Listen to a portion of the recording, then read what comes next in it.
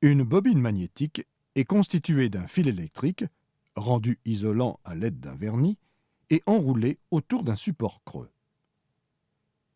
Les propriétés de cette bobine dépendent principalement du nombre de tours de fil, appelés spires. Un voltmètre à zéro central est relié à une bobine contenant plusieurs milliers de spires.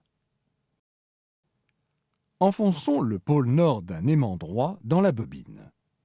Le voltmètre montre qu'une différence de potentiel apparaît aux bornes de la bobine, positive dans ce cas, et qui cesse dès que l'aimant s'immobilise. Enlevons l'aimant. La différence de potentiel réapparaît, mais négative cette fois.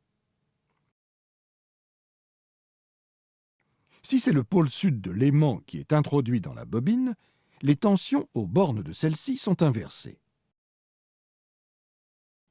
Enfin, la tension est d'autant plus grande que la vitesse de déplacement de l'aimant est grande.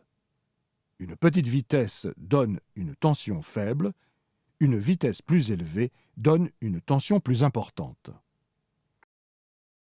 Si l'on ne dispose pas de galvanomètre, on peut mettre en évidence le phénomène à l'aide de deux diodes électroluminescentes montées tête-bêche. La rouge indiquant le passage du courant dans un sens, la verte indiquant le sens opposé. Ces expériences illustrent une loi importante de l'électricité appelée loi de Lenz.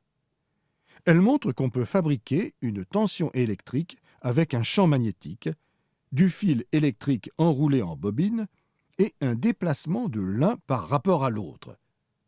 La tension qui apparaît alors s'appelle tension induite.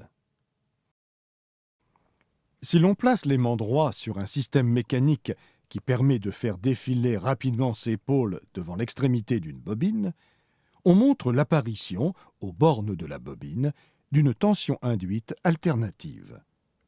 C'est le principe de fonctionnement d'un générateur électrique.